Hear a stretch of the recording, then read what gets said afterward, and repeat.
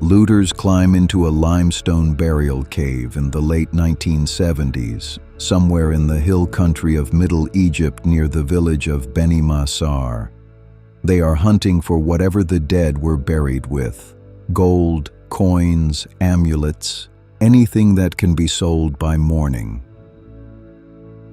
Inside a sealed stone niche, untouched since antiquity, they find something else entirely: a leather-bound book, its papyrus pages as thin and brittle as dried leaves, covered edge to edge in a Coptic script almost no living person can still read.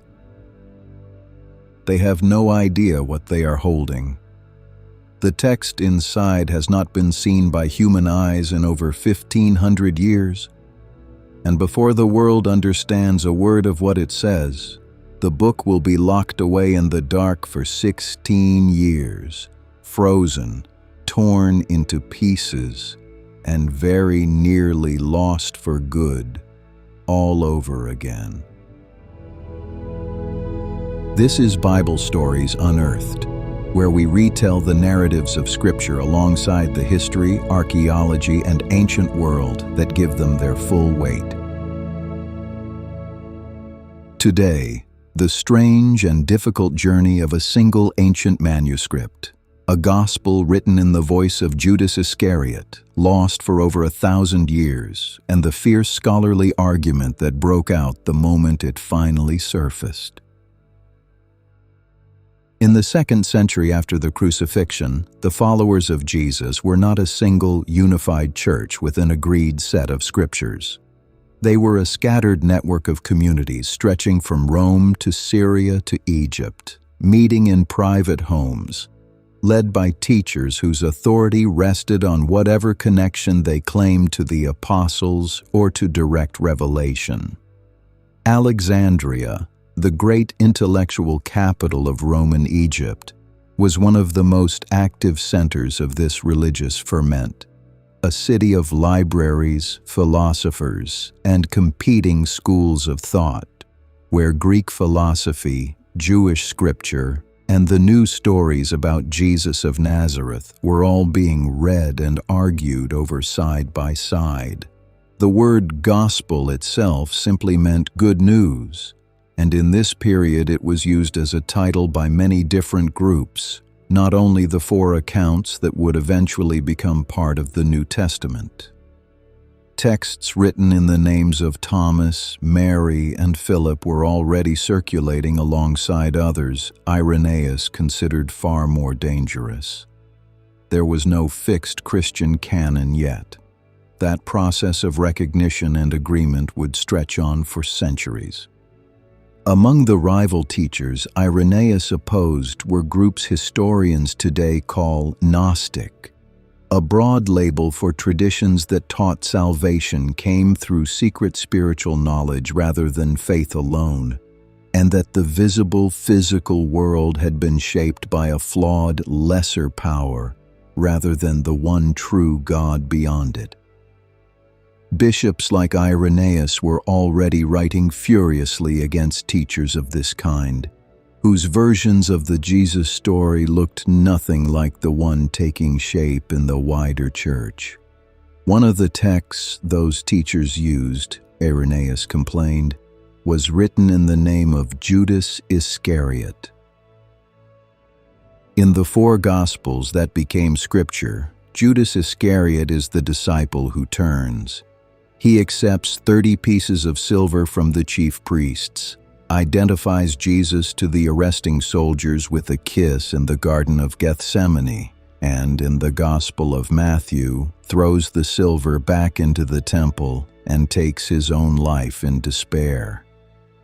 For nearly 2,000 years, in the tradition that became mainstream Christianity, that has been the only Judas anyone needed to know.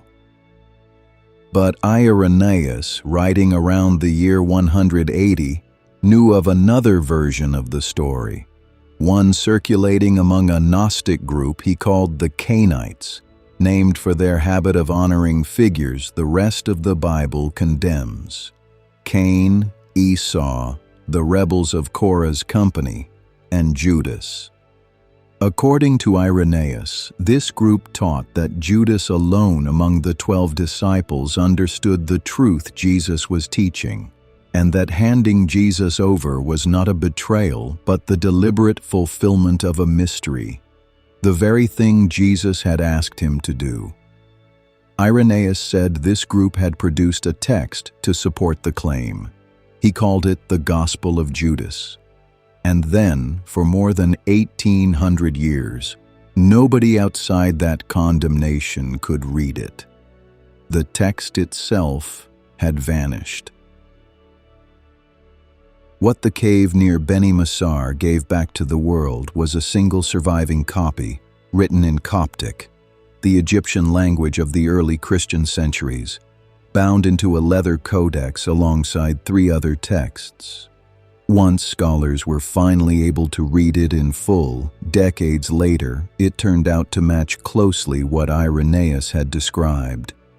The text is built as a series of dialogues between Jesus and his disciples in the days before the crucifixion. Jesus finds the other 11 praying over a ritual meal and laughs at them, telling them their prayer of thanks is directed at the wrong power entirely, that the true, transcendent God lies far beyond the lesser power that made the visible world. Only Judas, the text says, understands what Jesus means. Jesus pulls him aside privately and reveals to him alone a vast cosmology of divine realms, luminous beings, and a hidden God standing above and beyond the God of Genesis. Then comes the line that gives the whole text its edge. Jesus tells Judas that he will exceed all the other disciples because he will be the one who sacrifices the man that clothes me. The body Jesus wears, in this telling, as a kind of garment over his true spiritual self. Handing Jesus over to be killed is reframed not as treachery, but as the act that frees Jesus from the material world altogether. The narrative breaks off soon afterward, right at the edge of the arrest. There is no Last Supper, no trial, and no crucifixion described.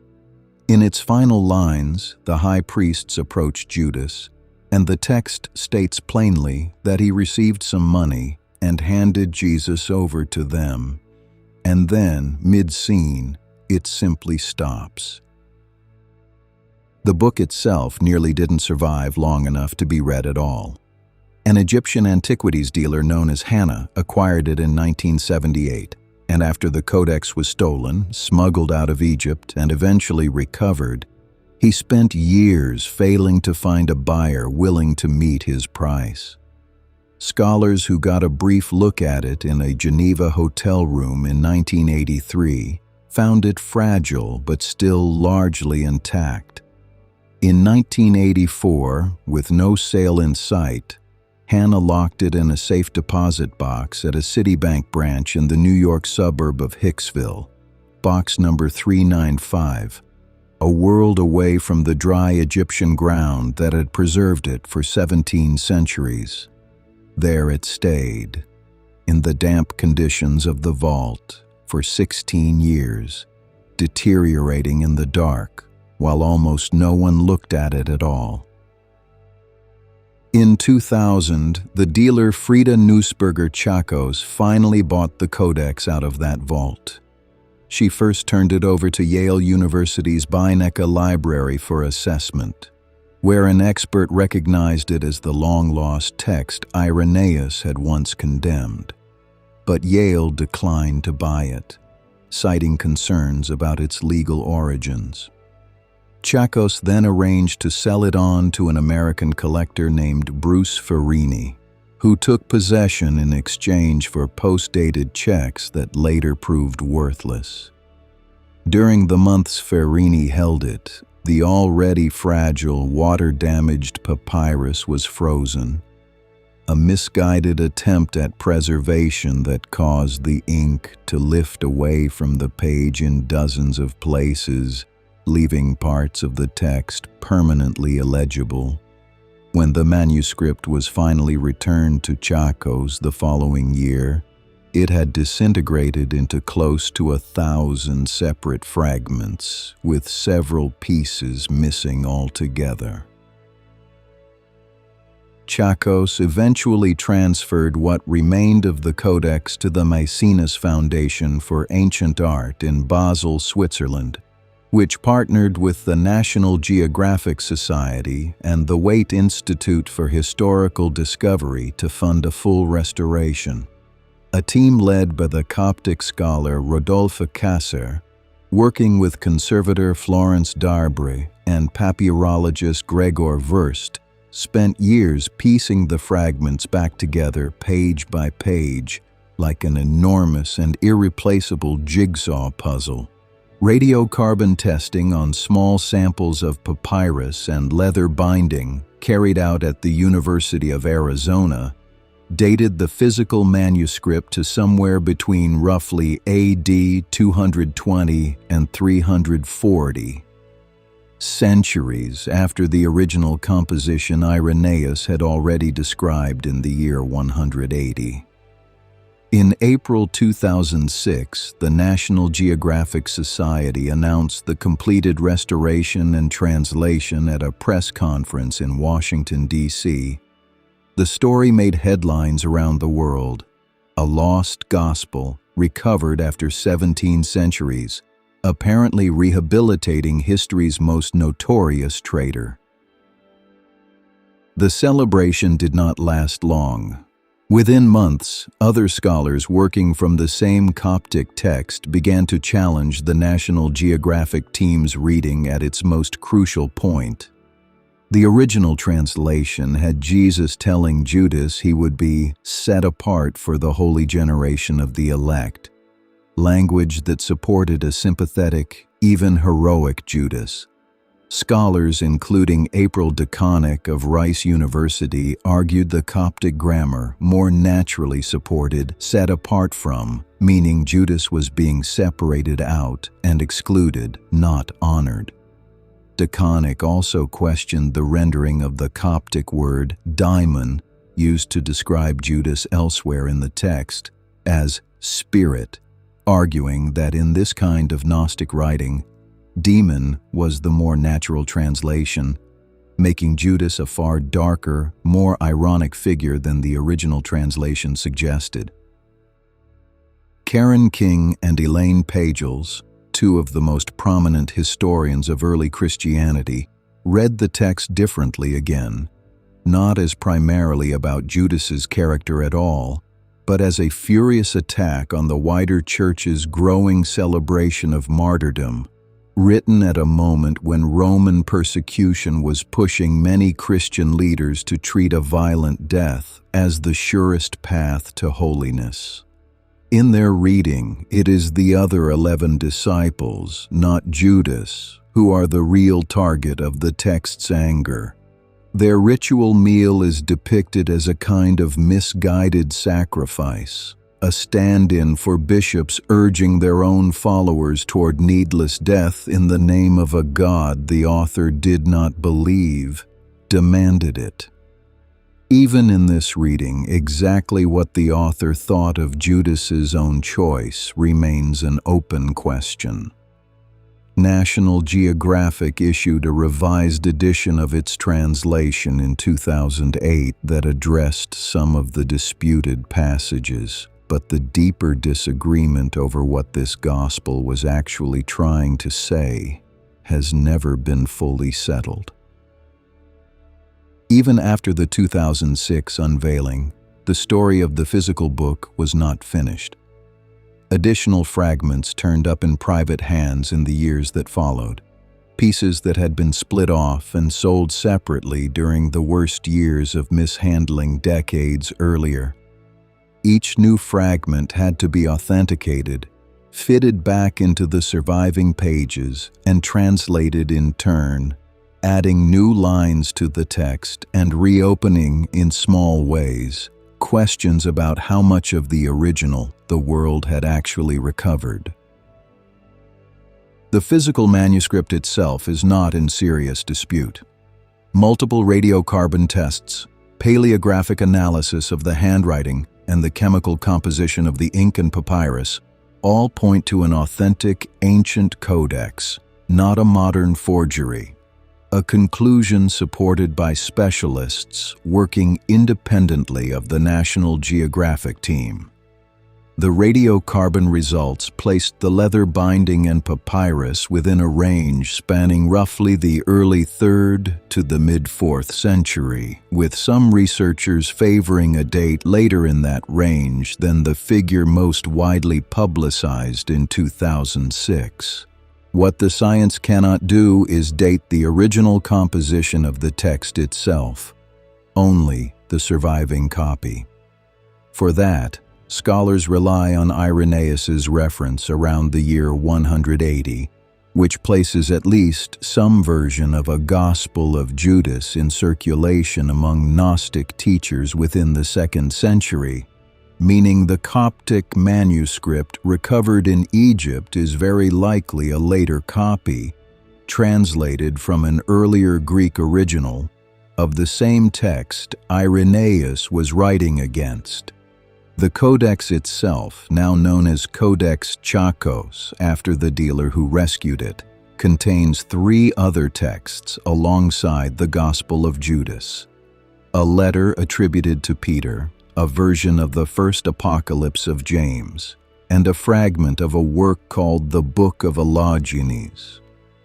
It is written in the same Coptic dialect as the much larger Nag Hammadi library, a separate cache of Gnostic texts discovered in Egypt in 1945, though the two finds are unrelated discoveries decades apart.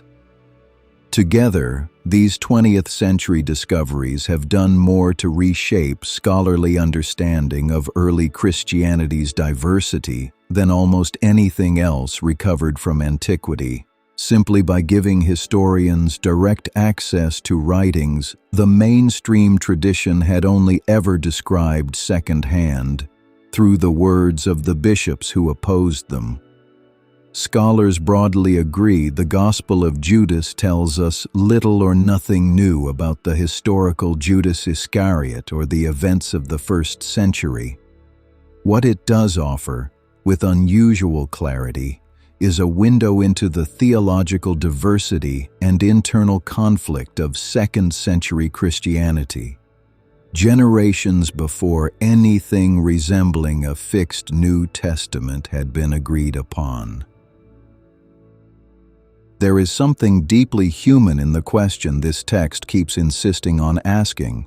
However, its translators have argued over the details.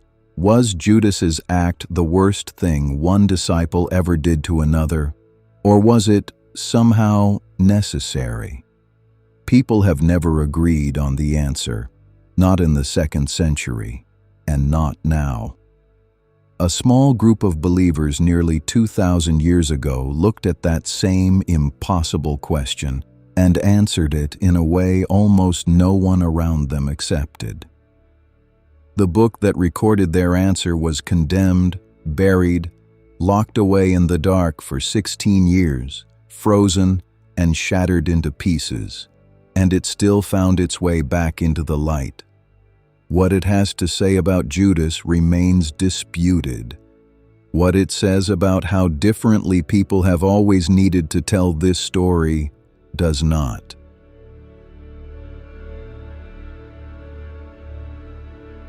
Thank you for being here. This story has been told. Subscribe and return to Bible Stories Unearthed. The book is open. Let's unearth more.